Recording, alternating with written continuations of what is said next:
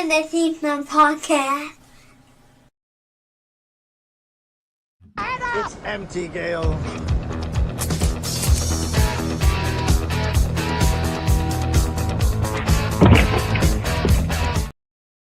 I swear to God, it's been so long since I've seen Dan hit that table. It feels so good to see it again. I love seeing that. What's even better is we got to see that.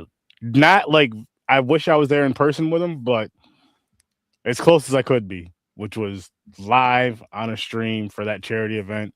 Oh, that was so fun and funny. Oh, God, that really was. And welcome, everybody. Welcome to the Scene Snobs podcast, 3 weeks removed. And as you can see, Paul is doing well, or Casey, whichever one you're representing. No, I'm just kidding. That's the man, Sir Sturdy. You know who he is. He's a scene snob. And I want to say thank you for being here, my friend. Yeah. All right. Real quick. Let's address some stuff. We're going to be making some changes on the show. And we'll talk about that next week. We're going to get into that next week. This episode is there's no top five. There's no mixed movie picks. There's no film history. I came back into this like I just want to pod. That's where I'm at. And I want to talk about movies. And I want to hang out with my friends. And I want to try and have a great time with it. And Sturdy's here, so it's not try anymore. There's no try. There's only do. So we're going to have a good time. Not that do. Not that. We don't do that. Do that. You do too well. I didn't mess that up. EYER from the thing the other night. I realized I'm done, dude. I'm having fun. I've been in a depressed state for three weeks. I'm back at it. I'm talking to you again, even though we talk every day. And I was on your show last night. But go follow this man, Horror with Sir Sturdy, over on Sturdovision. It's linked down below.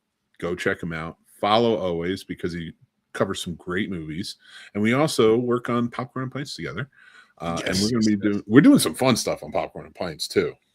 Oh yeah, and there could be some changes. We're talking about behind the scenes on Popcorn and Pints, some fun changes. Which be on the lookout for that. I promise you, be on the lookout for that. But I did want to say, speaking of the live, if you watch it on YouTube and all that other stuff, Sturdovision / Horror with Sir Sturdy, I've already listened to the podcast. We talked about a movie last night called The Carpenter's Son. I'm going to tell you right now, if you ever bought me that movie on Blu-ray, I'm going to take some sandpaper like a carpenter and just... Oh, no, really? That movie is a no thank you. But find out why. Once we're done with this, go over to Horror Star Study and check it out. Or Sturdovision, or however you want to listen to it or watch it. If you don't want to see us, you can hear us. See that's a deep conversation too, guys. It gets all over, yeah. Yeah, there's a lot of us on last night, and we all had different opinions on this movie. So it's worth checking out. Listen, in the movie and in the review, you will hear this. You'll know what I'm talking about once you watch the movie. You'll know what I'm talking about once you hear the review. Watch the review. Best acting of 2025? No. 2026 when I did it. Dude, yeah. I would actually say, everybody, if you get a chance, though, watch the movie and then join in Sturdy's reviews, because there's some spoilers to them, but you're really going to want to know what happened in the movie while we talk about them over on that show. It's not like here where it gets a little zany and like we go into different topics and stuff like that. It's really grounded in like we have like it's funny as hell. We have a good time. Don't get me wrong, but grounded in the conversations that we have about the movies, and we do get pretty in depth about them. So make sure you check, even if it's not that one. Still check out the pod always, but try and watch along the movies with them. As a fan of your show, I used to do that. Like now, I have to watch them because I'm on the show. But as a fan, to listen to your show, I would go and watch the movie that week to find out, because you guys really do. You get into certain things about it that I really enjoy. Yeah, and like I've said for years over there, it's a spoiler show unless say I get, which I haven't got it in a while. Like say if somebody indie sends me something, it's like we want you guys to discuss it, review it, but don't spoil it. Then I won't spoil it. Other than that, I'm spoiling the shit out of stuff. That's why that's another reason why I don't really do brand new movies. Like I'm doing 2025 movies, and I'll probably keep this thing going on because that gives people a chance to go out and watch them if they can't, or it's financially, or they just whatever reason. Doesn't always have to be finance. You just didn't get to it. Yeah. So I'm like, you know what? I'd rather just wait till movies are out for a little bit than spoiling them.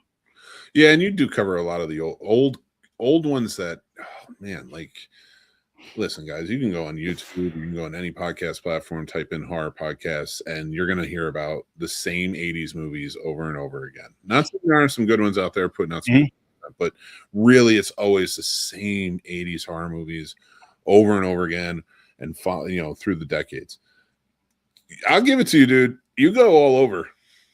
I have to, man. I feel like I have to. I mean, don't get me wrong. I do touch on those same movies, but not as much, or not just those. I'll go just because I like to bounce around. I like to watch the best of the best and the worst of the worst. Because as much as I hate Blood Lake, it's super important to film. It really is, because it just kind of shows you there's levels. There's levels to it. There's some people that may enjoy that movie. Don't get me wrong, but there's levels to it, and I don't want to be. For me as your favorite horror host, for me as a lover of film, and for me as a podcaster, I don't want to just give you, or give myself, more importantly, and then give you guys just the surface stuff. And I'm not saying you're not a horror fan if you do that, but it's just not how I roll. For me, it gets boring. As a matter of fact, like I tend to, and I don't know why I do this to this day. You could tell me a movie is a 10, phenomenal. You have to see this. You could ask Mick. It's going to take me about 6 months to a year to watch it. You could say you watched the dumbest movie you ever watched in your life. That's in the horror realm. I don't know how this piece of garbage. I'm going right to that movie. Just I'm like, it can't be that bad. Truer words have never been spoken. Because I would like this is your first year where you're real. Not that you haven't watched newer horror movies on your show. Yeah, but this is your first year where you're really, before you get to backpacking with Sturdy, which is great, and he goes to different countries and such, and different horror movies. And I will tell you, some stuff that you have discovered is phenomenal. Not phenomenal as in they're the greatest movies ever made. Phenomenal in the sense that, like, I would have never, ever found this movie if we didn't, like, from Indonesia in 1997, and nobody's ever heard of it. And now we watch it and it's like, wow, that was really good. You do such a good job with that.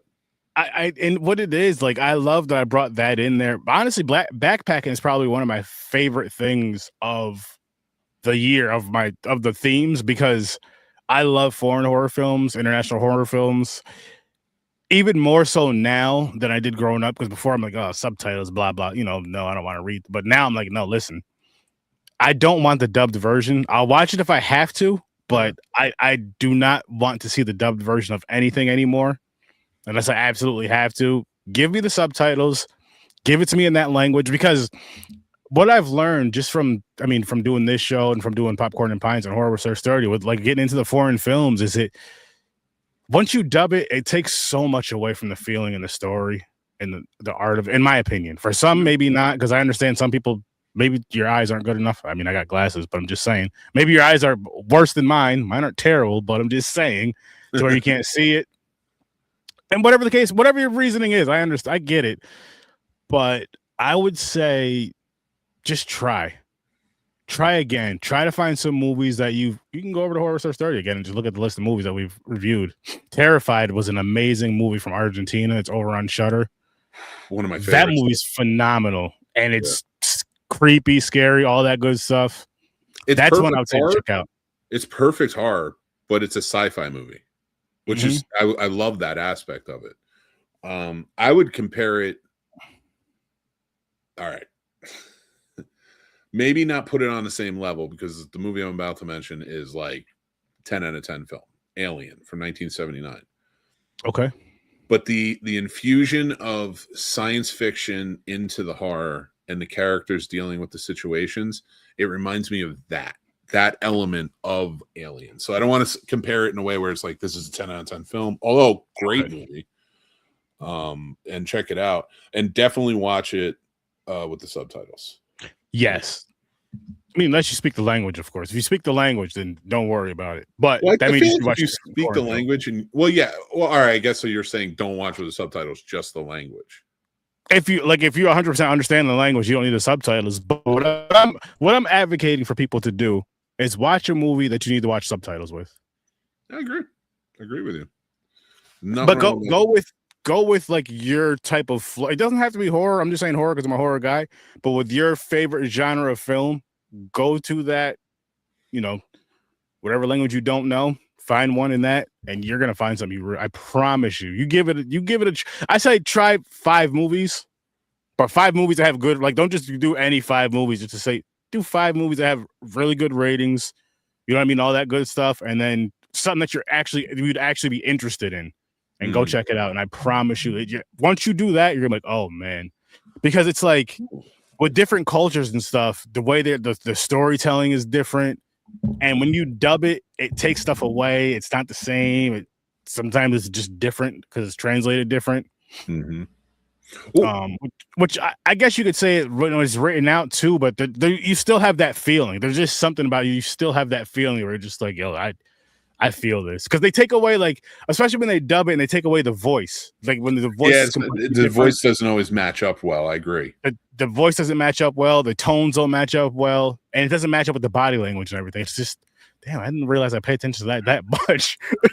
Well, I was watching Solo Leveling with my son, and good show, by the way. If anybody ever wants to check that out, waiting on the new season. But the first time I was like, listen, I'm tired. Can we just listen to the dub? Can we watch the dubbed version? He hates the dubbed version. He thinks it should be kicked off Crunchyroll, and I get it. But I was just one of those moments. And the moment the main character talked and he sounded way off, I was like, no, just put on the subtitles. That was a dumb decision. I don't know why I thought, like, I like the dubbed, like back in the day, the Kung Fu movies dubbed. They were wild and it was weird. I still would like to watch the subtitled versions. Like, I don't think I've ever seen the subtitle version of 36 Chambers, which is one of my top 10 movies of all time. And I'd love to like even get, because I feel like listening to the language and reading along with it really ingratiates you into the culture of the movie that you're watching. And I dig that. Yeah, and I mean, that's one big thing I love about the backpacking thing that I do. And first year I did it, me and the wife, like whatever, as long as there are, we had places around here to order from, we would order from that culture's food, from that culture's restaurant, or as close to as we can get to that.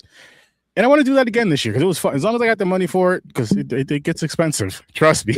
Yeah, and this year may not be the. But it's fun though. It's so freaking fun. I mean, even if it was just getting appetizers, just to say I did something, you know what I mean? Yeah. But I love it. Like it's something that well, I've talked about it behind the scenes with Mick. I don't want to say it out there in case it can't happen for me. I don't want somebody taking that. Yeah. But it's I don't know. It's something to where I just feel like you should just check out other types of films, check out other cultures of films. I also do for June, Black-led horror films, Black directors, which I got to do because I want to see more of myself. Yeah. And then it's also just that's basically it. I think it's important to see because the thing is with me is I watch anything horror, and I'm like anything horror related. So I'm like it's cool to kind of put a spotlight on some things that may not get as much shine as others. Mm-hmm. And again, Startle Vision's coming back, so you're gonna get the weird stuff again. I promise you guys that, plus the indie movies and some other stuff. It's around the corner. Just gotta, figure some stuff out. But that's definitely coming back. I can't wait for that. I'm excited. Well, let me ask you this real quick before we kind of move on to the Oscar stuff we're going to talk about, because we're having a good conversation about that. But because you've been doing it about 3 years now, right?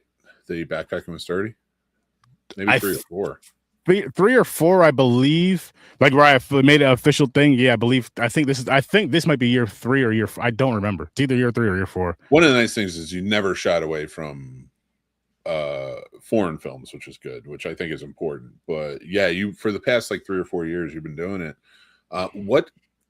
Not what country is your favorite, but what country that people may not think of really puts out some movies that have really impressed you? I mean, honestly, for me, I feel like it's a given. Like Asian culture, I love, and there's just something that they do, whether it be Japan, China, or Korea. And I'm just saying that because I don't know which is. I mean, I know which is which, but as far as I've watched from all, so I can't think of movies off the top of my head. But just how intense they get. I love how, for example, how they'll use children in horror movies and elderly people in horror movies. So much scarier than what we do here. They're not afraid to cross that line. And I don't even mean that as far as like hurting them or harming them all the time. Just certain things where they make them the fear factor. Yeah. And the storytelling, again, it's just so freaking cool to me. But another one, 9 times out of 10, I'll say this too. If there's an original version that's from another country and we remade it, their version's usually a lot freaking better.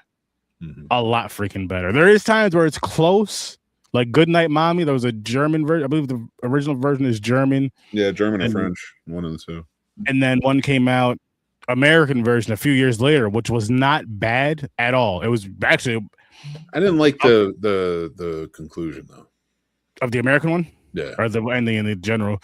It wasn't bad though. Like it wasn't bad with that one. What was the other one? Speak No Evil. I know me and Mick differ on these. I prefer the foreign one more than he does. No, well, no, you can't mislead in that. It's not no. prefer. No. The way that you prefer the American version more because the stories are damn near the same pretty much up to the end. But for me, the way I explained it is the foreign version brings out a hell of a lot more emotion for me than the American version does. Yeah. And it's like that's why I enjoyed it more. That's my reaction to the I think it was out of, I want to say it was out of Sweden. I might be wrong. It's one of the Netherlands, which I challenge you this year to maybe do more from the Netherlands, like Sweden, Finland, or Norway horror, and maybe more African horror, African countries. I'm gonna try. Like I'll look into it more because one, I have to see what's actually out there on the streaming. Yeah. Places, and then 2, because I'm doing 2025, mostly 2025. I think I got a couple 2024s on there, but 2025 horror. I'm really trying to look for like newer 2025 horror foreign films as well this year, just to kind of keep that part up. Because I'm not gonna explain it. I'm not gonna tell you guys what I'm doing for Startoween now, but I have something fun planned for that. And then November, December, we'll see what happens. I might go black and white again for November. We'll see. In December. Dude, I remember last year you scrubbed everything. We're like, we're just doing Backpacking with Sturdy for 2 more months. Listen, you know what it is? So with the foreign films, another reason why I made it the whole Backpacking with Sturdy, it's 2 months, it's July and August, but it's because my co-host James is another one who loves foreign horror films, loves them. So like there was a time where we had a foreign, like when we were doing, I still do Wheels over there, which I just do them as the themes go, but where we were just doing Wheels and just spinning wheels every single episode and whatever landed on type of deal. Mm-hmm. We would have a few foreign horror wheels or like one big ass foreign horror wheel because we were just like, yo, you know what? Let's just stick with this wheel for a couple more weeks. So I'm like, it deserves its own little thing. And I mean, a lot of people go on vacation in the summer, so it's true. So you might go backpack in the summer. I love it. I love it. But I will try. I'm gonna look into it some more because I don't research some more. I want to research horror movies out of the Middle East and out of African countries. Like I would love to know, like, what does Egyptian horror look like versus Nigerian horror? That would be awesome.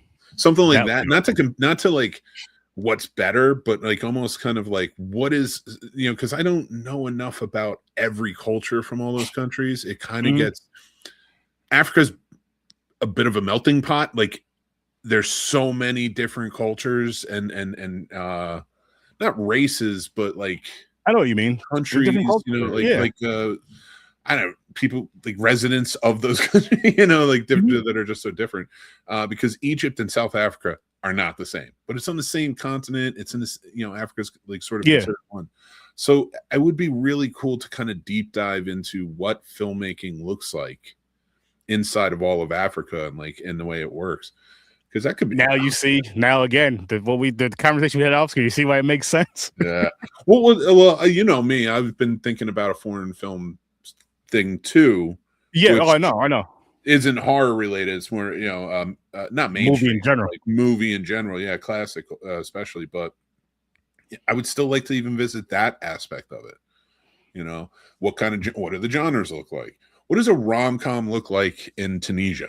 You know, something like that. It would be interesting because I do like Bollywood films. They don't get enough shine on them. See, I watched one so far. I wasn't crazy about it. I'm not gonna lie to you. You haven't watched some good Indian horror films though. Oh yeah. Remember that Possession one with the prison guard? Not the prison guard. I forget. Was it India or was it Pakistan that came out of? I'd have to look it up again. Yeah, I got to look it up again. But there's some good ones, man. I've seen some wild stuff. Wild, especially if we have the professor, Trevor, looking it up. That's it. We go, Trevor. I need something wild from this country. I got you. Every time. Give me a day or two, and I'll see what I can find. This dude will find like 47 movies every single time. I might need to talk to him then too, because that's them all. Dude, if you're ever down for a 3-hour movie on Popcorn and Punch, we should do RRR, which is an Indian film, and it's like they consider it like one of the best action films ever. Like Sturdy. This came out like 2 or 3 years ago, I think, 2022. And like, go look up the reviews of this movie. It's like here in America, it did well. You know, that's like, and that's saying something because America, as much as I love my country, it's America. Yeah. That's yeah, that's all I'm gonna say on that. But yeah, so like foreign films don't generally do well here, but it was, and Ray Stevenson's in it. Yeah, before he died, if you remember him, he played Frank Castle in Punisher Warzone. He was also one of the Sith Lords in the Ahsoka series. So interesting. I like him a lot. He's been in a lot of stuff, but yeah, dude, I can't wait. I can't wait to see what you guys come up with. And then I'm not going to say it, but I know you have a really cool thing planned for Halloween. That's going to be exciting too. Yes. Which I did mention that a few times. We're just putting some things together, so just pay attention. If you remember Friday the 13th, yes, in Jaws, yeah. Oh, I wasn't even thinking about that one. Oh my god, I still don't know how I feel about that one. Something big's coming, people. It's gonna be fun. Another thing too to kind of pitch out. Sorry, we're selling you on so much, but we're going to be coming back with another absurdity script read. It's gonna be wild. I think we had a lot of fun with that. A lot of people had fun. It's not gonna be a charity read this time, but I'm gonna let you guys get a little bit behind the scenes, just a tad bit. What's funny about these charity script reads is it's always Mick's idea, right? It'll be like we'll be like 2 weeks out, and here he goes. This fucking script is getting on my nerves. Why do I always do this? I don't got to worry about it now. When it's a charity script read, there's always like a time limit. There's always something I got to do. Got you. But now that we're just going to do them as absurdity theater script reads, it frees me up to like take some time because I rewrite this stuff. So it's funnier when we're reading it. And the one I picked, I think, will be on par with the last one we did, which was Curse of the Swamp Creatures. And it was bonkers all the way through. At least. Oh my god, it really was. It was fun. I had fun with it though. That was such a good time. But the Oscars last week, huh? Yeah, I heard about them. I know you don't watch them. But how do you feel about the winners and the losers? Let's start with Best Picture. One battle after another. I do not agree with it. The rest of the nominees were Begonia, F1, Frankenstein, Hamnet, Marty Supreme, The Secret Agent, which I haven't seen yet, so I can't judge that one. Sentimental Value, Sinners, and Train Dreams, which I have not seen. Both that and Secret Agent I've heard really good things about. My favorite was Sinners. I've been on, like, I've seen, and if not for nothing, I've seen the movie 7 times now. That has to say something. It does. You know, it definitely does. That was my number one. My number 2 is Hamnet, though, but One Battle won. I'd love to know what you think. I've only off of that list, I've only seen Sinners. I do have a question before we go into this. The Long Walk came out last year, right? Yes, it did. Another one I thought was great. Why wasn't that nominated for anything? Well, all right. One thing I'll say about the Academy Awards, like I can bitch about the Academy Awards all day, and I usually do. I even started an award show to kind of like steal a little shine from them, which did nothing. and it was just more work I put on my plate because that's who I am. That's because you need somebody to come on camera and slap somebody. That's true. I should have just slapped somebody. Although fucking Will Smith slaps one dude for talking shit about his wife, which when he did it, I was like, you shouldn't be violent like that. It's not right. But I was like, somebody talk shit about my wife like that, I'm fine with you afterwards. I'm going to say this. We were at a place together. Your wife came over to you looking distraught. The first thing you did was got up. Yeah. That's, oh my God. So now imagine that same thing, but it's in front of all these people. And for those of you that are in relationships, if your significant other gives you that look, and you know the look where it's like, I'm really upset, I'm really bothered, really, whatever the case may be, you're going to handle that, right? Like your mind's just gonna be, all right, fuck this. Yeah, you know what? I completely forgot about it. We were live too when we were doing that. And like, she got up and she didn't want me to see, because she was like kind of like going like this, but she could tell like, she was really like upset or offended. You're right. I did just get right up and scold the dude. I would have done the same thing. And he just happened to not be over there. And it's a good thing my wife wasn't there because we heard a bunch of yelling.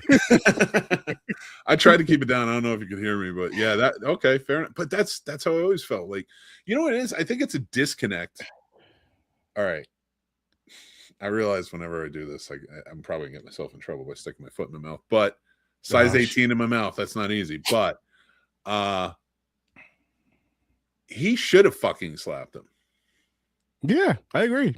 And for years, we've been talking about people who, like, fact of the matter is, we got, and I'm not getting political or anything, but we have a whole administration breaking laws every day. In the most epic of fashions, nothing's done. Will Smith slaps a dude for talking shit about his wife, and he's banned from the Oscars for 10 years. Like, and on top of that, he was the 5th black person to ever win it. Well, black man, because I'm talking about best actor. 5th black man to win it, best actor Oscar. The most famous black actors won that award. Let's think about that. Sidney Poitier, Denzel Washington, Will Smith, not in that order. Forget everybody who won at the moment because I'm not thinking about it. Yeah.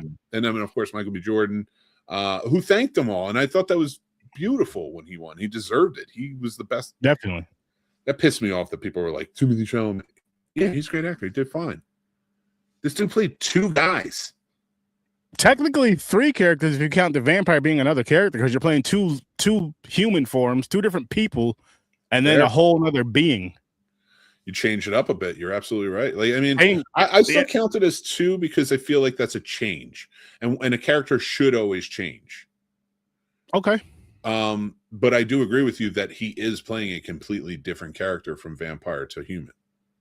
Because he's mind controlled. That's a great point. So like now you have so much nuance that, man, people are stupid. And I'm going to take it back a little farther. Lupita Nyong'o deserved to be at least nominated for playing in Us because she did the same thing. That whole family did. She's someone else who I just think is amazing. And like I said about I forgot who I said this about, but I'd feel safe standing next to her. Especially if she's dressed like Michonne. I don't even care if the katana's real or not. Daenerys Guerrera, I believe her name is. Who played Michonne. And she was like the... Oh, her too. Yeah. Black Panther, of course. Yeah. Awesome. Lupita, though. Yeah. Phenomenal actor. This the same woman who gave 12 Years a Slave performance and also did a children's horror movie where she plays a school teacher has to keep the kids safe from a zombie outbreak, and it's a comedy at a zoo. Like, nonetheless, like that's a bonkers thing to say, but that's range, and we don't. I feel like we don't. Fuck! I gave myself my own rant. There you go. Let me settle in here. I'm tired of nepo babies in Hollywood. Just because you come from the sperm of a great actor or the whole of a great actor. And I'm not trying to dumb it down in any way.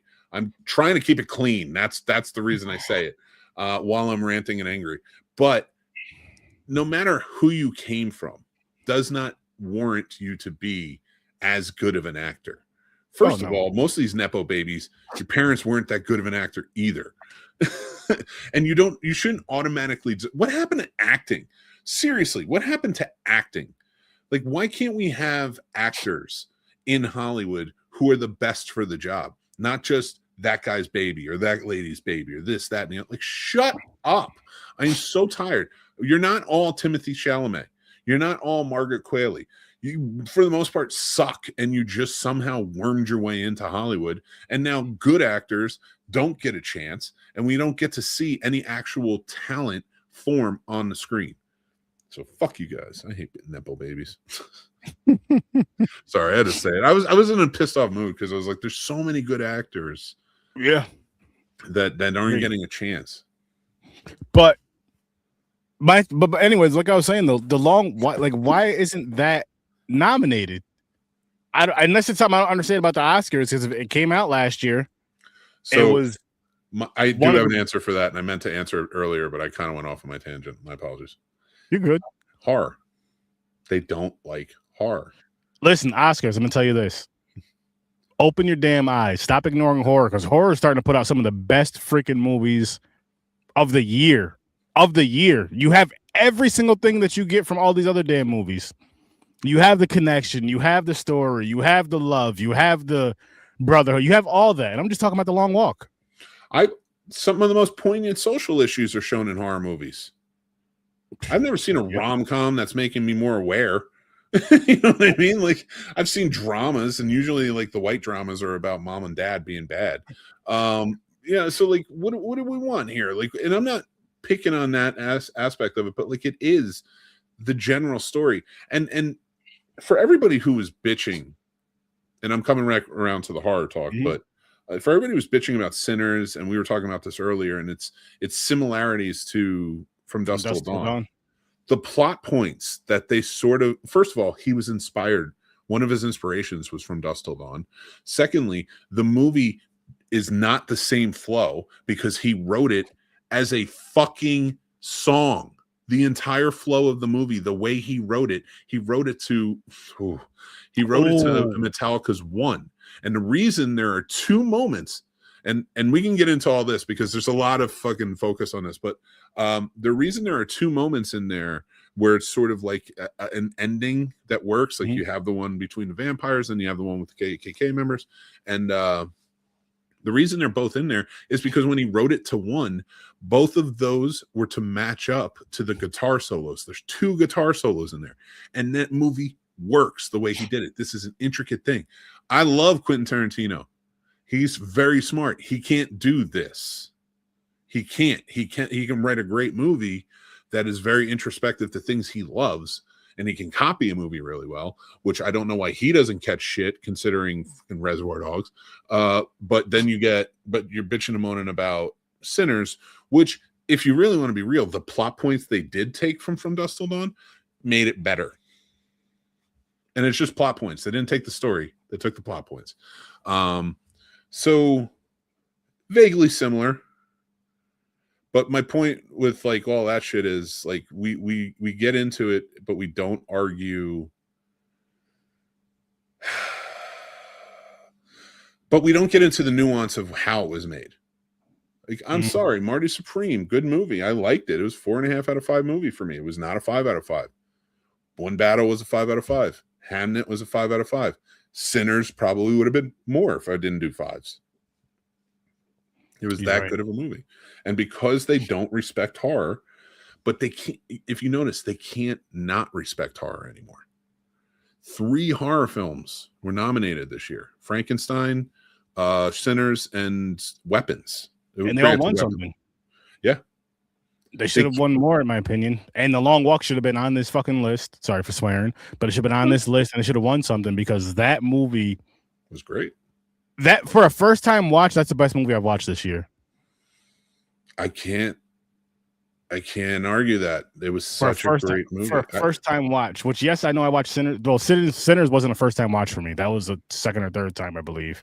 But for a first time watch, that movie, oh my goodness. And what's funny is going into it, I'm just like, oh, it's just these motherfuckers walking. How could this be this good? How could it be this just from hearing what I heard from Mick and from others, how good of a movie this is and how deep and detailed it is, this, that, and the third, and it hit you in the feels. Mm-hmm.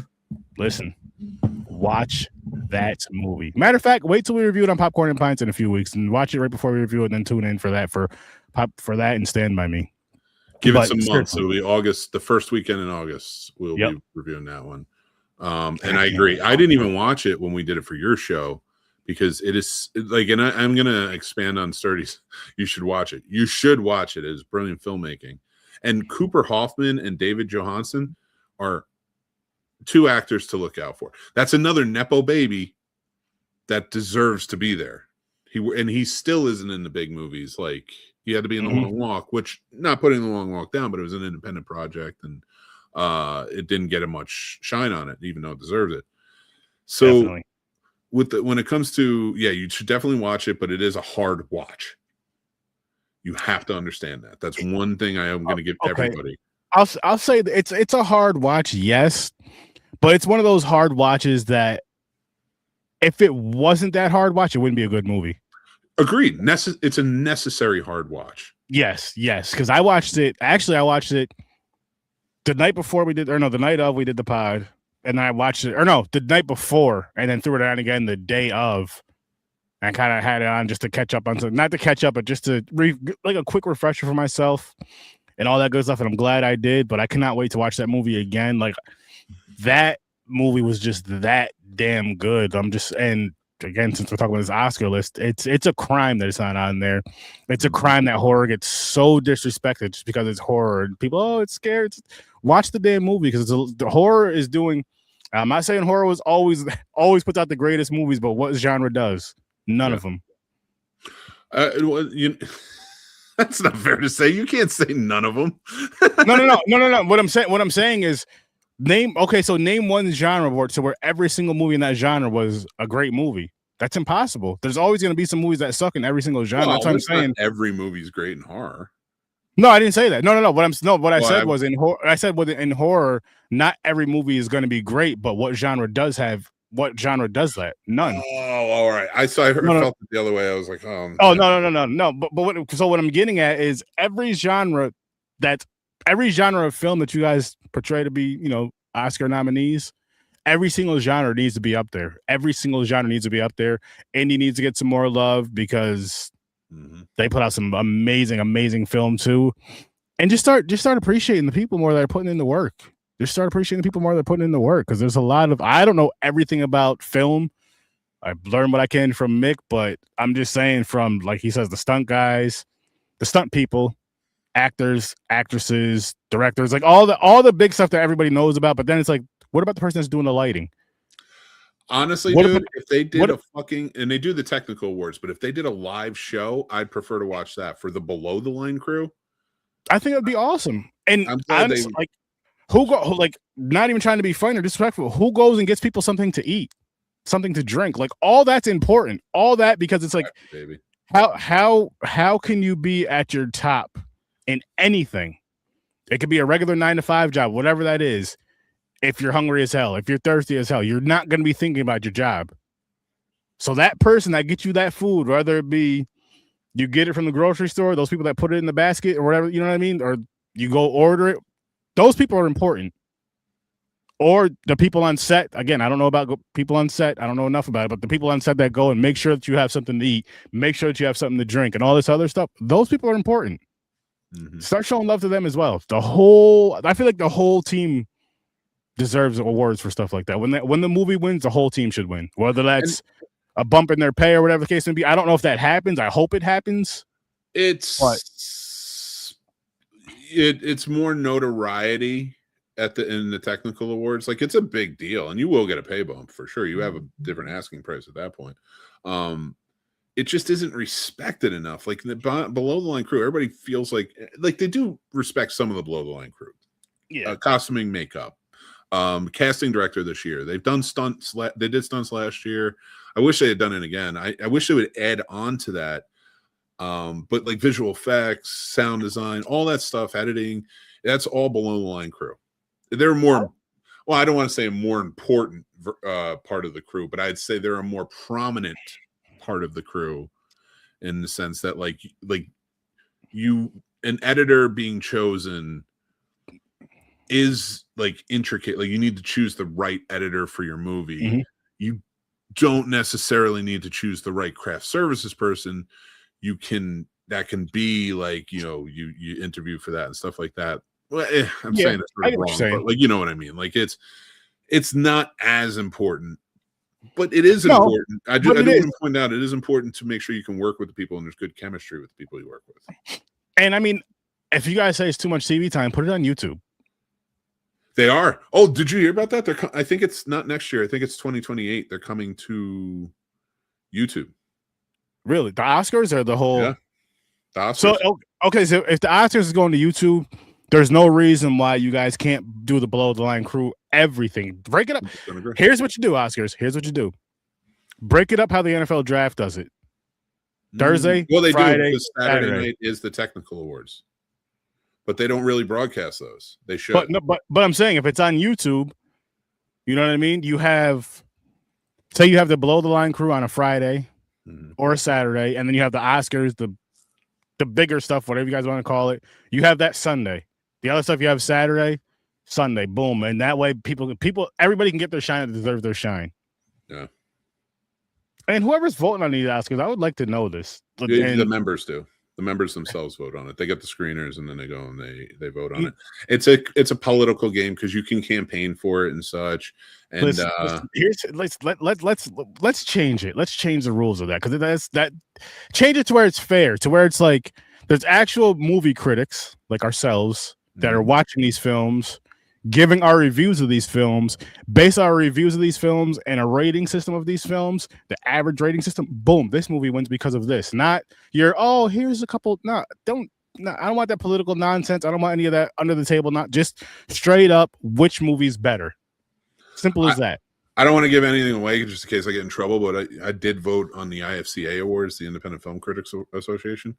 And I liked the way they did it. It to me, because afterwards they give you like what is nominated, right? Like you put in your as the critic, which we need to get you on there. Yes, I want to be a part of that. But and like indie film things, the indie film circuit, like watching all that stuff. I love watching that stuff and being a part of it and voting on it. It's fun. I got a few new next level things for you and I. We'll talk about it in the lab. Yes. But there's because I don't know what I can say about the awards or whatever, but the process is like they give you categories.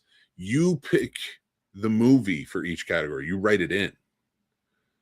And then they'll go and they'll tally everything and then put it together as categories with the nominated. And then you pick the winner out of the nominated. And going through the nominations list reflected so much more of what I see by the beat of like, the movie industry and how it goes and such. It reflected that so much more than the Oscars did this year. Ooh, interesting. Yeah, I'm interested. Like Superman was on there. The Long Walk was on. Like these are movies that did really well. And they had big talking points. Dude, now does that award, what you're just discussing now, do they show those awards on YouTube or anything that you know of? Not that I know of. And we need more of that. We need more of that, I feel. It's weird because we already have a lot of it.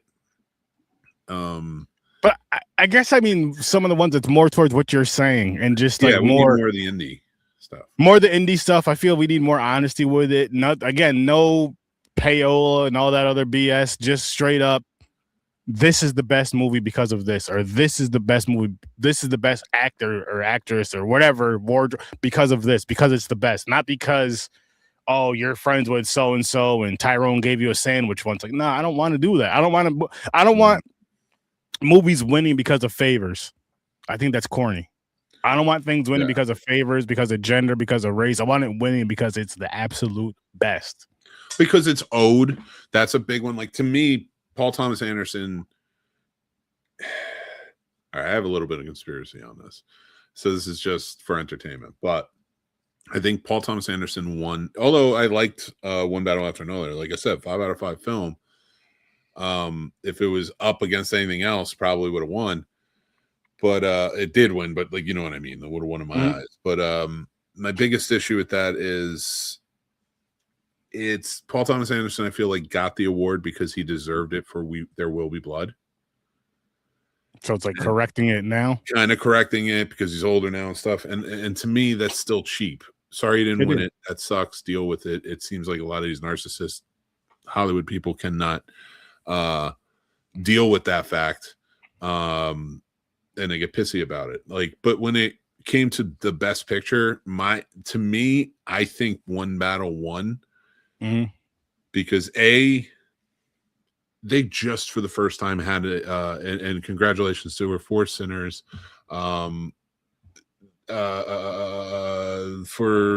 I'm looking it up, her name, for cinematography. Sinners won. I can't think of her name at the moment. My apologies. She's the first woman to ever win Best Cinematographer. That's awesome. And she's the first woman of color to ever win the award as well, which we could talk all night about the bullshit of all of that. But my point with that is, like, we get to this point where we're awarding the best picture for political reasons, in my opinion. What I think One Battle wins it because still a great movie, still great acted, everything, but Sinners was the best picture. And I don't mean to accuse or anything, but it is kind of telling that the rights are going to revert back to Ryan Coogler. And if he had won Best Picture, that's a big deal to Hollywood. They don't like when the filmmakers own their product. So I have a feeling that was a big play into. Oh, it sucks. That's Autumn Gerald's Arkapaw, I believe, if I'm saying that right. Thank you so much, Sturdy. I appreciate you sending me. Yeah. But I'll say this too, really quick. Ryan Coogler, Michael B. Jordan. I'm gonna go back and watch more of their stuff that I've missed. But those two together it's so amazing, and it breaks my heart that Chadwick Boseman's still not with us, because that trio right there, that's a bad group right there. That's a bad group. And if you're of age, our age and older, you know what that means. That's a great thing. Like that's one of those groups. That's that trio. You're just like, oh shit, something amazing is about to happen, and I'm here for it. And I'm here for it. Now let me ask you this: how do you feel about the anti-sinners that the Daily Wire is doing with what's his name? Zachary Levi, and Jonathan Majors? I didn't hear about this. Okay, so you know the Daily Wire, Ben Shapiro. That I'll be nice. I've heard of him, but I don't honestly. I don't pay any mind to him. But he's a failed, jokingly, because I don't want to get sued. Sort of, from what I understand, he's a failed filmmaker. And he really wanted to be big time in Hollywood, never made it. So he started Daily Wire. Now he's a manosphere political pundit clown. And so now, but he's transitioning into creating the studio. So they're making all these shows and movies and such that are all right-wing based. Well, they're doing an anti-woke Sinners with Zachary Levi and Jonathan Majors playing brothers. Yeah.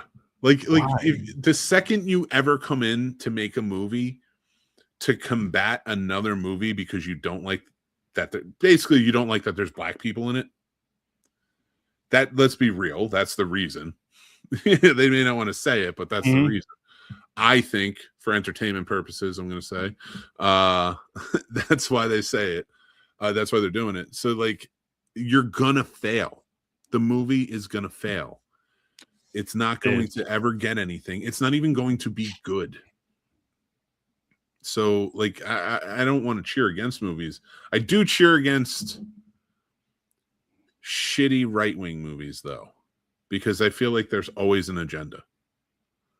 Not a theme, not a something you want to push, some agenda you want to push, but like this agenda of like, let's be hateful because we're not as big as that, or this and the other thing. And that never works. So I'm not surprised if this fails miserably. And that's disappointing. Jonathan Majors, come on now, man. You got yourself in enough trouble. Now you're doing this stupid stuff. I understand you want the check, but do better, man. He was canceled for bullshit reasons. Like, I'm not saying like what happened between him and his girl, and he was not guilty of anything, but like literally, like when I talk about Will Smith with like the slap and like Jonathan Majors and such, it's like I feel like you got real high and mighty with them. But there's a lot of white dudes with sexual assault allegations and stuff that you are letting roll and get awards and stuff. So what are you telling me? I don't care. You just gave, okay, Oscars, you just gave Sean Penn an award. Very talented actor. Has abused women in the past. And there's no like sorry or redemption for it. I don't care how much, philanthropy you put up. There's no like, you're never making up for it. So like, what's the message here? You just don't like black people who have gotten into some shit? That's what it feels like. And I'm not trying to like make it about race, but it is, because like Jonathan Majors didn't need to be fired from Disney. That's it. Really comes down to it. You didn't need to be fired as Kang. You jumped the gun, and now this dude who is a talented actor is doing a Zachary Levi Ben Shapiro movie. Like, you fucked this dude's career. You fucked this dude's career. He's never going to bounce back now. And granted, he had to take Which is unfortunate. I mean, yeah, he had to take what he has to take, but because I was just thinking of a movie. I had to look it up to see what the title was, but a really good movie that he was in and acted very well in. The Last Black Man in San Francisco. Great movie. Great freaking movie. So that right there showed me that this guy has range, he has talent, this, that, and the third. And I'm like, then you tell me that. wait, did you ever see Lovecraft Country? I only seen a couple episodes of it because it got canceled. So I was like, I'm not even gonna. No. Watch it. Because yes, it did get canceled, but there is an ending. Okay, because my wife was watching that show, actually. It was so good, dude. And he was great in it. Yeah. Him, who else was in it? There's a lot of black actors in it that are very prominent. I see that. What is it? Wound Me. She was in Sinners. I can't think of her name. Sorry, guys. I've been on brain rot for the past 3 weeks. You have to excuse me. So best actress. I guess she didn't get nominated for that. What was she? Best supporting actress? That sounds stupid. Why would you do that? Oh yeah. Wunmi Mosaku. She played Annie in Sinners. And I don't think what's her name was nominated. Haley Seinfeld. She didn't get nominated in that. She wasn't even there anyway, so I get it. But yeah. There was a lot of hiccups in the Oscars. They sucked because they kept cutting people off. Like, of course, not the actors, but they're cutting off like, international film and things like that. Like when they're trying to say their speeches, which is disgusting to say the least. Like, they better not do that on YouTube. There's no reason to on YouTube. I understand the TV time and TV slots, but there's really no. And that's why I feel like you should, again, break it up in a couple days. You have. Break it up in a few days. Then you have the top awards or whatever for Sunday, like those top, whatever the top categories, the top stuff. Leave that for Sunday. Put everything else on Saturday. Start it a little earlier if you have to, and just let it all play out the way it should play out. Because every single one everyone that wins an award, every team that wins an award deserves to have their time to shine, and not just hurry up and get out of here. Hurry up and no, fuck that. Why? Yeah, I don't know. It's ridiculous. I mean, I know Ryan Coogler's going to win one. And call me up there to host it next year. I'll do it. I don't know. Conan did pretty good. I always like to see Conan. Listen, Conan can have Sunday. Give me Saturday. No, you know what we should be hosting? First of all, Golden Globes. What's this best podcast? Where are our podcasts in this? Because I know Armchair Therapist with Dax Shepard and whoever the fuck else, not good enough. The Amy Poehler podcast she started 6 months ago. That's best podcast of get the fuck. There should be rules for that. There should be rules for that. If your show wasn't going on for at least, if your show wasn't going on for at least, you know what? I'll say before 2020. I do agree. I agree with you. If you have a, I'd say 2019. I'm only saying for this award stuff. I'm saying for this award stuff. We're screaming at the fucking clouds. No, bro. You know what? You know what? Here's this. I'm gonna go to the Oscars. Start watching these movie podcasts. Start paying attention to us, not the ones that get paid, the independent ones, not the ones that you guys pay. Yes, the independent ones. You're gonna get the truth. You're gonna get our true feelings about the movies. Go by that. Bring us on there. The only people ever going to be nominated for those podcast awards are, and I'm not even saying us. I was kidding about us, but like, I'm not. Because there are some. Well, no, I mean, I think like last year, I could submit some episodes, and I feel like there's a chance. We put together some good ones, but when it comes down to it, like, there are genuine podcasters who have been doing this for years. Why are you giving it to the ones you're giving it to? And they had two guys there from, I think they were on ET Entertainment Tonight, and they were podcasting the show live. And they were terrible. They were terrible, dude. I realize this is kind of a fuck around episode, but usually when you and I are on a point, we are 1,000 times better. We are professional. And watching them was just so disheartening because I'm like, you didn't even get actual podcast. You think you can stick Ryan Seacrest behind a well, he's actually pretty fucking talented, but you think you can just put any of these hosts on TV who host this innocuous bullshit, who don't even really understand movies, but they just want to talk about the celebrity and the pomp and circumstance of it, the dog and pony show. But they come on here and then they suck. And then you know what happens? You also put up 5 people who are, or 5 podcasts that also suck. They just have celebrities and you want your friends to get awards. And what happens is nobody takes the podcast industry seriously. There's a lot of other reasons, not just because of that one, but the mainstream audiences watch these award shows. So when you serve them up these podcasts and then somebody else comes up and goes, hey, I have a podcast, go check it out. And it is an actual good one. They're going to be like, no, I saw that on the show. It seems so stupid. Yeah. You know? It's disgusting. People are ridiculous. And then I'm not talking about the below the line crew members. I'm not even talking about like the directors and stuff. I'm talking about the actors.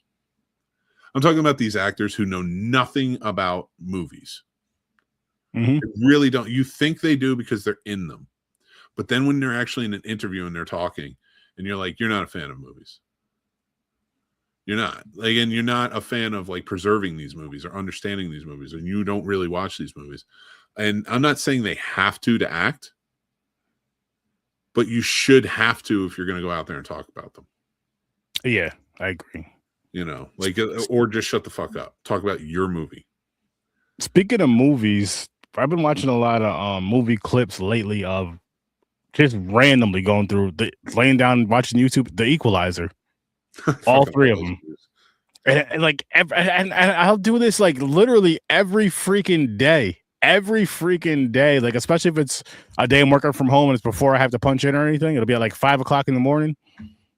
I'll be watching like 10 clips of this stuff.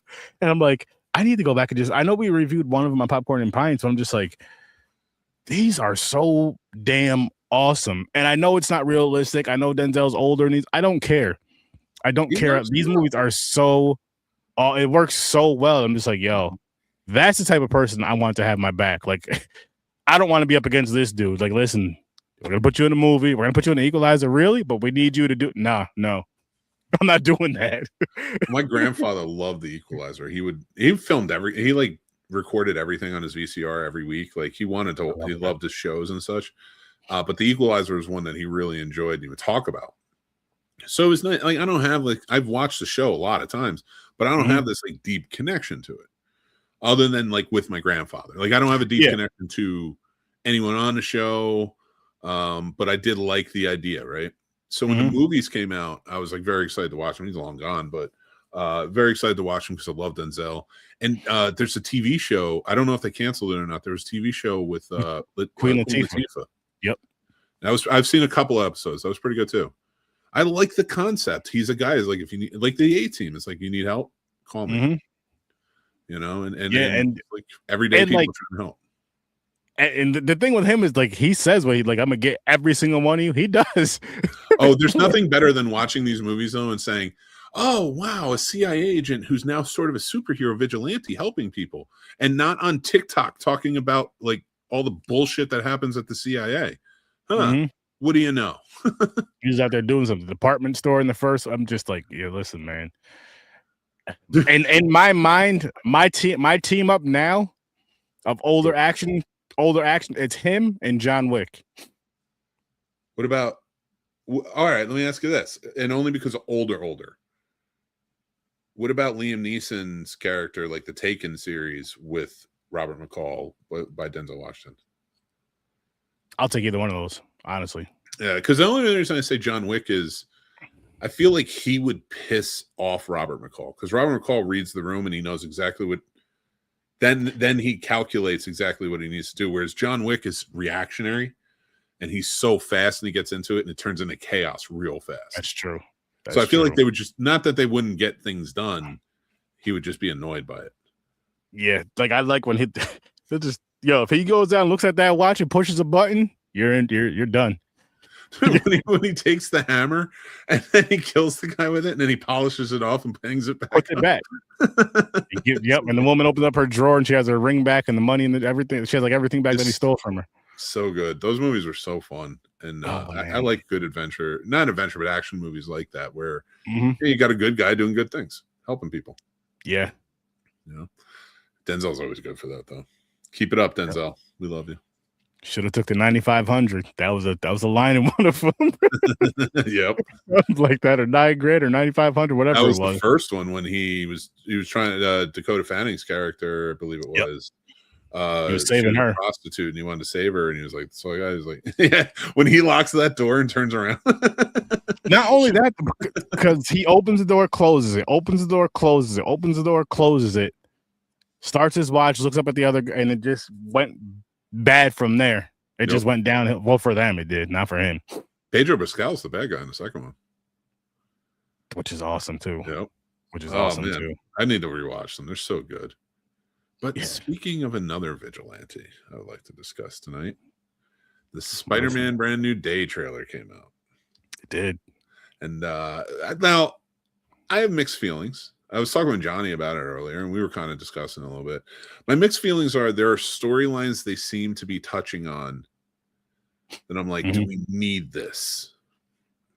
And are we doing it for the same reasons this story actually exists? Which I thought was bullshit anyway. But and I'm a little afraid, are we going to get an oversaturation of villains in this? Because just in the trailer, we have Scorpion. We have the Hand. I mean, Frank Castle is going to be there, but Frank Castle's first appearance ever was on the Spider-Man comics. And then you have, but I feel like they'll be working together, so he's not really a villain. But it's another headache for him, you know. And there's also Tombstone's going to be in it. And because they're going with the other storyline where he gets cocooned and his body starts changing and he's actually turning into like a man spider. It's kind of weird. He gets the organic webs and web shooters and such. I'm a little afraid that they're going to add that in for the Moreland sound. Moreland, and who's the villain? He's the vampire that like bites him and changes him, and that's when Spider-Man starts making his changes. I'm a little weary about like what they're mixing here and what they're building to, because it seems like they're building to a Punisher, Daredevil, Spider-Man. All right. I realize for a podcast, I need to get my words together correctly. This isn't working. But all right, here's the theory I have. Hulk, Spider-Man, Daredevil, Frank Castle, and the Hand, members of the Hand, are going to be one of the teams in Battle World and Secret Wars.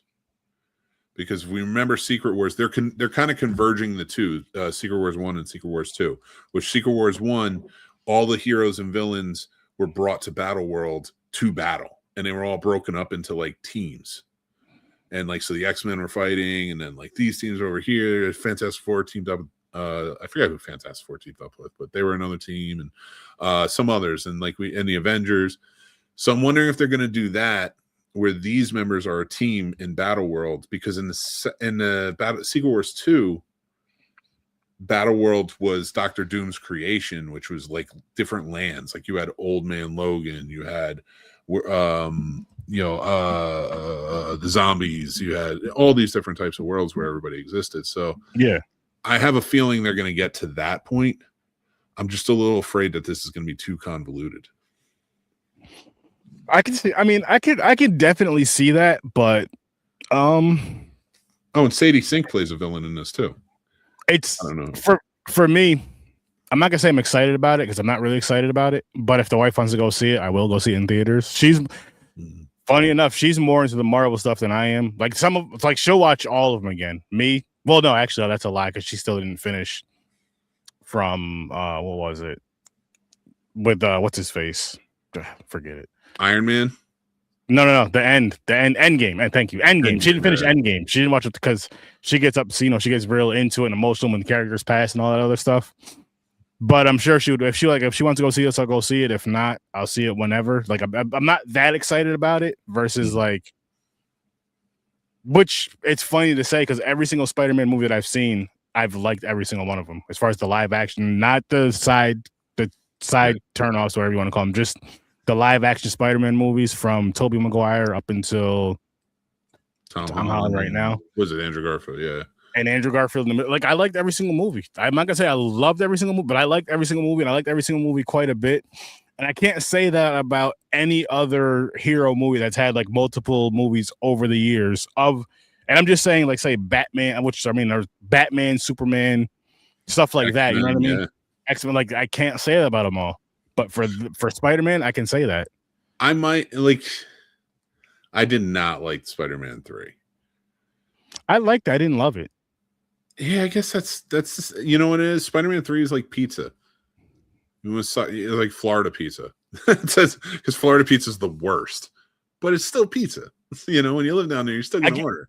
I get that. There's it's you know what it is. Spider-Man 3 is frozen pizza. Ilios. It's better than Ilios though, because I don't think it's better than Ilios. Ilios is like Ilios. I won't even eat it. Like I wouldn't even buy it. But like dude, remember cheap Ilios at school? I hated it, dude. You know what? I hated school pizza until Mexican Pizza Day. I don't know what it was about that pizza. It tasted amazing. I loved it, dude. And it only came one Friday out of every month. And when that shit came, I was like, I'm getting some fucking taco. I'm getting some pizza today. Mexican pizza, whatever they call it. And I think they called it Mexican pizza. Guys, come down. It was the 80s and early 90s. Yeah. It was wild. There were a lot of phrases that shouldn't have been used. Yeah, but there's certain ones that just, I mean, it's why there's a lot of ones that don't bother us now. I mean, there's some that do. Don't say those, but you know what I mean. There's a lot where you're just like, oh, I thought it was called that. No, it was definitely said Mexican pizza. That's how. No. I'm not talking about that. I'm just saying, just in general, with certain, we grew up damn near in the same era for the most part. I mean, we did. You're not. There's a lot of. Yeah. Well, I'll say, listen, we grew up in the same era. But like you grew up, I mean, you're from Jersey. I'm from upstate New York. So the city life is completely different with the slang, the verbiage and everything. Because a lot of it that came down from a lot of the slang around the country is from the city in general, which is just crazy. It's crazy. But so it eventually trickles down or trickles up, I should say, to upstate New York between music and people just moving up here.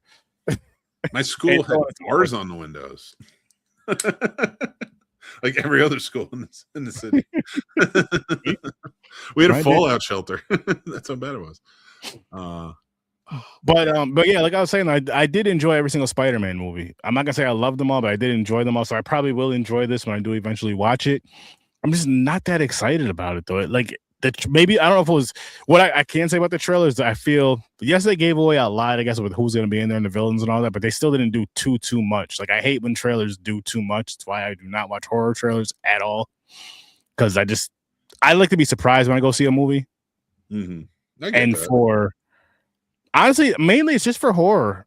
It's mostly just for horror because any other genre, I don't really care. Like if I see it doesn't bother me if I see the trailer. But for horror, I'm just like, nah, don't, no.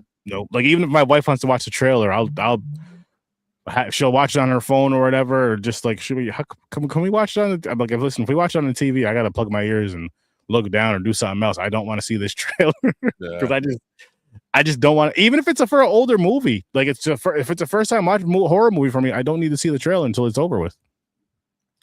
Yeah, I think a lot of in this trailer, I think does give away some things, like because a lot of people are speculating that there's another figure jumping with Spider-Man that they cut out towards the hand at the end of it, and I context clues wise, I'm thinking because Spider-Man's in prison when they do that, like when he breaks the sword on the hand, and I have a feeling like that's going to come after. I'm wondering who he's breaking out of prison. And I think whoever he's breaking out of prison is probably the one jumping with him. I have a feeling, and the reason they cut him out is just pure conspiracy theory on Marvel. I think in season 2, which comes out in a couple of days, of Daredevil, Matt Murdock is going to get locked up. And I think that's who he's going to save from the prison to help him with the hands. And that's who's jumping with him. And that's why they're going to team up in Secret Wars. That'd be interesting. Because they'll be the street level fighters. I also think Hulk is going to rage out at some point. Because well, it's important to remember in the comics, the only person after they forget who Peter Parker is, the only person that remembers that Peter Parker is Spider-Man is Hulk, not Banner. And he even says it because they get into like this tiff or something, and they're sitting together, and Hulk is like, "How you doing, Peter?" Something like how Peter or something like that. And he's like, "You remember me?" He's like, Banner thinks differently than I do. I remember more things, stuff like that. So it's a very tender moment. It's really nice, and I hope they kind of recreate that in here. It would be nice to see somebody remember Peter Parker. Because that was pretty fucking hard in the last one when everybody forgot. So like it would be cool to somebody remembers them, and it'd also be cool to have somebody have it be Hulk when we know that Banner's not going to remember him. Yeah. Because that scene when he's like, "Who are you again?" is pretty heartbreaking. It's the first time we're seeing like somebody not remember him since the last movie. Yeah. No, you're right. You're right. So that's again, I'm gonna watch it eventually. I'm going to enjoy it. It's just, I don't know. Maybe it's trailers in general that don't do it for me. Maybe just trailers in general that don't really do it for me because I don't really watch them often. Yeah, that's fair. But I don't know. This one just didn't wow me. Maybe, but again, there is times where I'm just like, oh wow, yeah, I got to see this. Agreed, and I'm excited for certain elements of it. I think the suit looks good. Yeah. The action looks good. They're giving you a lot of like comic cover accurate poses during the swings that I dig. I like the helmet cam. That was awesome.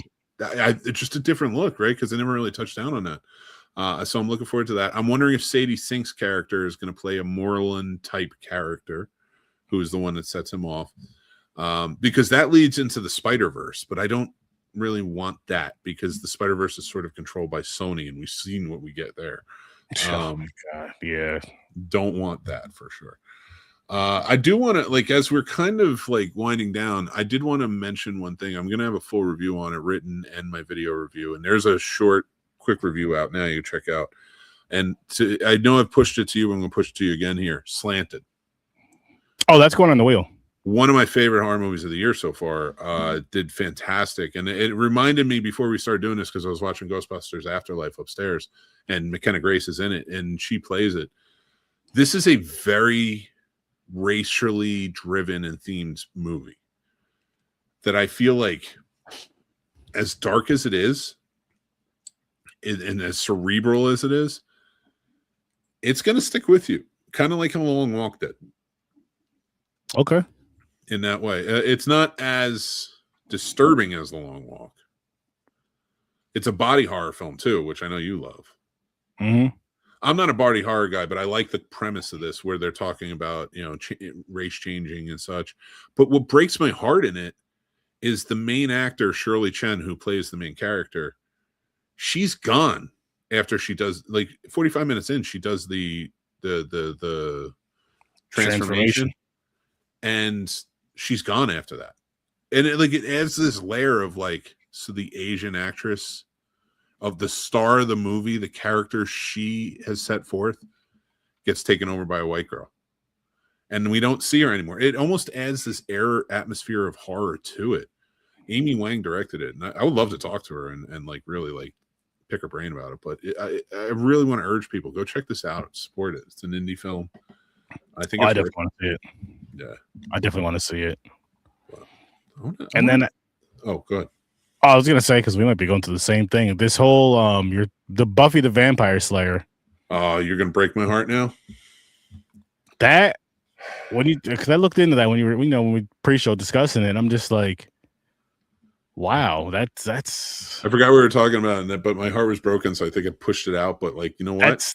That's crazy to me. I'm like, it's weird. It's weird to me how I feel, and again, I don't know enough about the whole filming shit, but I do feel shows should get more of a chance on streaming than when they did with TV back in the day, because the fans are gonna let you know how we feel about it. You have a few episodes of something out, or whatever the case may be, go ahead and do it. Listen, this is a tester. This is a tester, 3 seasons. Let's see how well this does. Or sorry, not 3 seasons, 3 episodes. Let's see how well this does. If it doesn't do well, we're not going to go anywhere with it. But if it knocks it out the park, we're going to continue with it. I feel like because I don't know if they've started anything. I know it says the pilot didn't do so well, but it's like, who watched the pilot? Put it out to the actual people. Stop putting it to this handful of group of people this is not, fuck those people. Put it out to people that are actually going to watch it. To people that are actually going to sit down and watch it. People that have grown up on the show / movies and that are going to enjoy it. Not the same people who make these decisions because they're bad at making decisions, because it seems like certain movies that they shouldn't have put out, or maybe said like, you know what, Nicolas Cage, you should sit this movie out. Going back to the Carpenter's Son. You know what I mean? It's like, all joking aside, it's just 3 episodes. Give us 3 episodes. That's my challenge to you that are doing these series. Give us 3 episodes, put them out on the platform they're supposed to come out on, see how well that the fans like them, the fans watch them, because they're going to run to it, and see how well it does for X amount of days or X amount of weeks or X amount of months.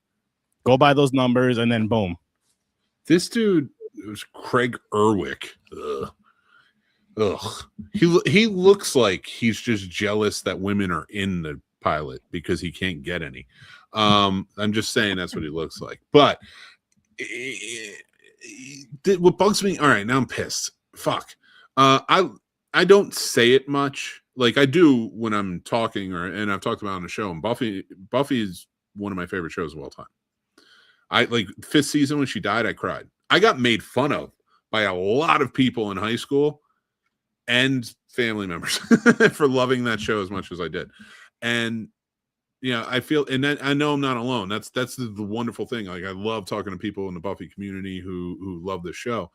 And I keep my mouth shut for the most part, because since we learned about Joss Whedon, and there was a lot of controversies with that, I was like, I kind of need to recollect myself. Like that breaks my heart a little bit, like that he was like that and that they had to go through all that.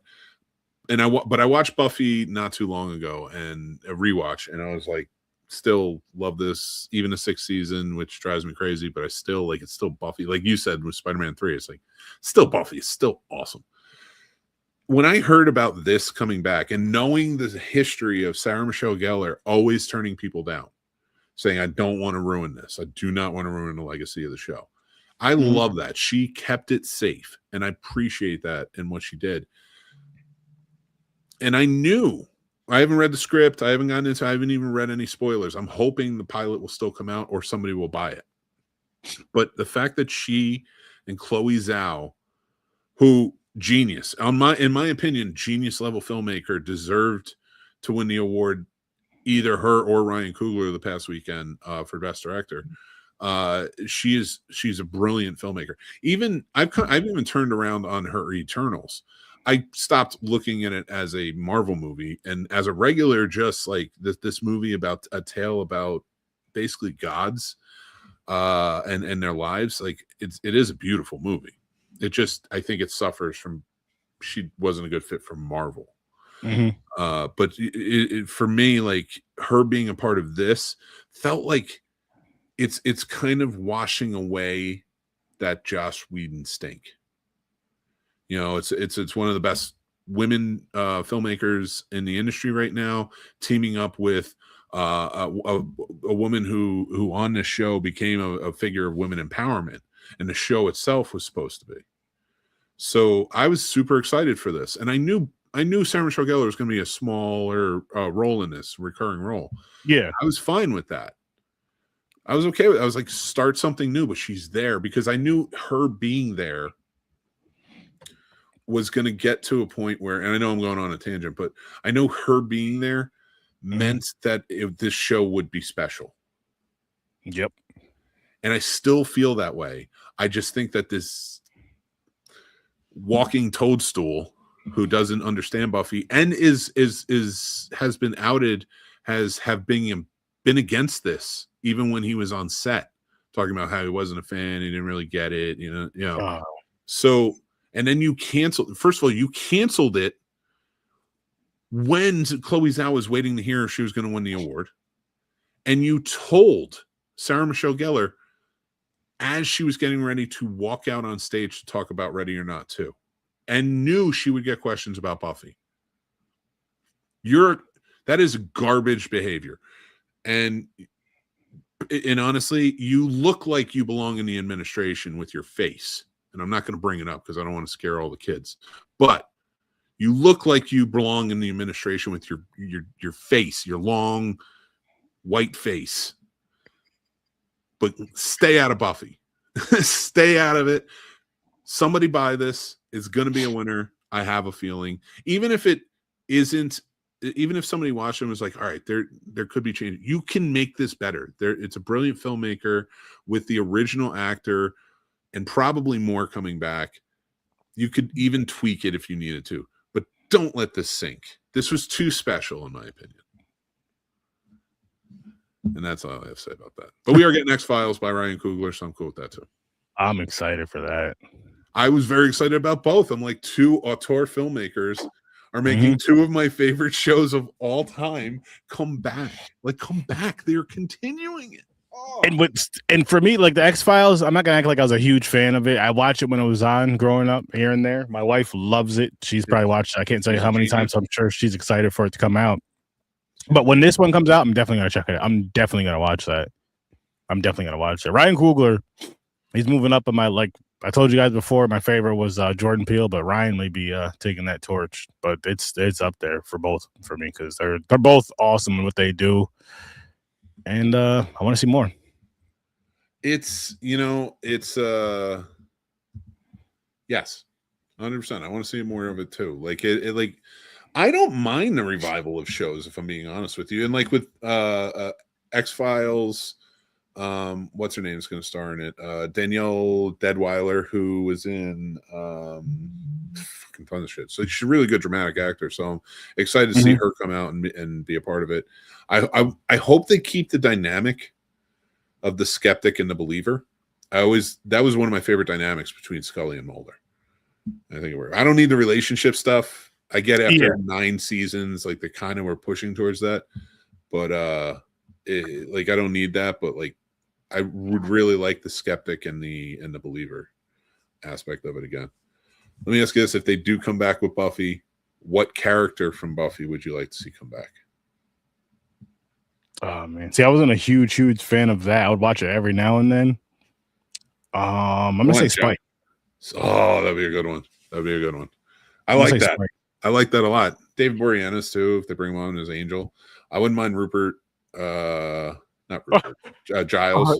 You know what I'm laughing at too, though, is because we reviewed a movie on my show with him in it. And what made me so mad about I think the angriest I got, not real angry, but was his hair. because it was his natural hair and it wasn't the color from Buffy. I was like, well, he should have just put it blonde again because he looks ridiculous with his hair color. And you were like, Sturdy, that's his natural hair. That's his natural hair. Was because it was him and Jolene Blalock from Star Trek Enterprise. She played T'Pol. And I remember we watched that movie and I was like excited because I liked Enterprise. I liked James Marsden from Buffy and Angel. So watching that again, like with you, I didn't mind it as much. I didn't think it was that great of a movie. You hated it solely because of that man's hair, and it's so fucked up. Listen. It's James Marsden deserves more respect. He had dark roots in the show.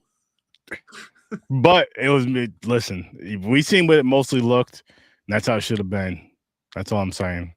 Do you think Supernatural should ever come back and make a movie or something? I don't think you could ever get them back for another show to do the show again. But I mean, aren't a few of those people locked up? Or at least one of the chicks are. The blonde chick, right? From Supernatural? Oh no, sorry. Smallville. So I'm thinking Smallville. Oh no, she's out now. She's out now. Okay. Smallville, I wouldn't mind. I think they were talking about doing a animated revival of it, which would be kind of cool. I think they could do something, but like I don't know how that ended, but that's something I watched here, and mostly with the wife. I watched that show, but I mean, I could see them if they did something as far as like a series, maybe like another 6 to 8 episodes or something like that, like something short or a movie. Like I wouldn't want to see them reviving it to doing like 10 more seasons. No. Like, and the way it ended, I don't want to give it away for anybody, even though it's been like 7 years.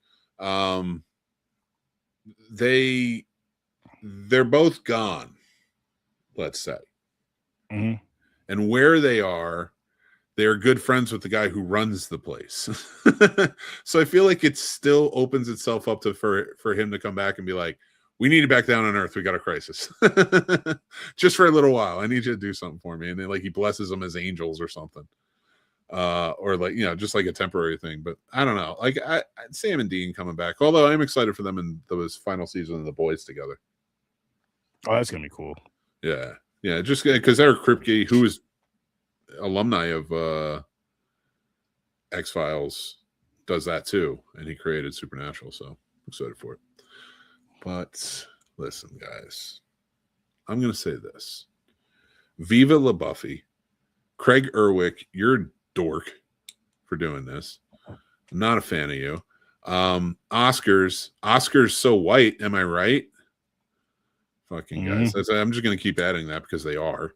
I can't believe there's only 6 black actors who won Best Actor. And that's like not even the most egregious racial thing that's going on in the Oscars. You know what? I don't know that I blocked it out. I just don't know that I knew the how many. But I'm thinking of all the actors and their performances through the years. I'm like, how did Sidney Poitier not win more than one? Shit like that, like Denzel. Whatever. It's messed up. It's messed up. But listen, let me start running those awards and things will change. Listen, maybe we need to bring back our own awards. It's a possibility too. No, it isn't. I'm giving myself more work again. I got to stop doing that. You do. But before I say goodnight, I want to thank our sponsor of this show, Shenanigans in Schenectady, New York. It's Sturdy's favorite place to go. It's live entertainment with the most beautiful of women and the best food in the house. And you are going to dance your night away while you're listening to the great rockin' vibes that the DJ is offering. You're going to love Shenanigans Gentlemen's Club up in Schenectady, New York. It's so much fun. I'll tell you what, if you go there and you take a picture there and you send it to us and tag us in it, I'm going to send you a shirt from the Snubs merch. There you go. So tag us in that. Shenanigans Gentlemen's Club in Schenectady, New York. Thank you. Now on Uber Eats. Yes, it is. Gotta get the wings. If I was in Schenectady, I'd get them every night. Be like, give me that bone right in the wings. Let's do it. You know what's funny is I really am tempted. Next time me, James, and Chris hang out, I'm like, yo, listen, let's just do one order of hot wings, guys. Please do. And can we do just like a quick, I don't even care if it's on TikTok, where I have to see it. I have to see you guys get the delivery. I want to watch you guys enjoy some shenanigans wings. Oh yeah, like if we did this, this would be a whole. This isn't gonna be just. This is gonna be a whole thing. There's gonna be proof. I love it. But guys, we're gonna get out of here. Normally we do film history and such. Again, we're doing kind of like just a chill episode tonight. I do want to urge you guys to go check out Sturdovision channel here on YouTube and watch or listen or both to Horror So Sturdy podcast, which is live every Thursday night and available afterwards, so you can check it out. Sturdy, got anything you want to add? What do you got coming up?